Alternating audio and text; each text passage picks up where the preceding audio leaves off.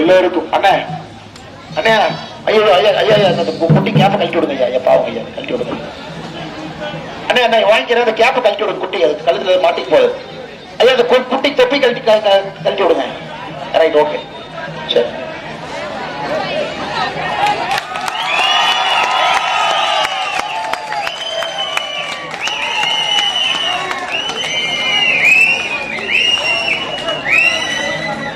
உங்க குட்டியா ஐயா?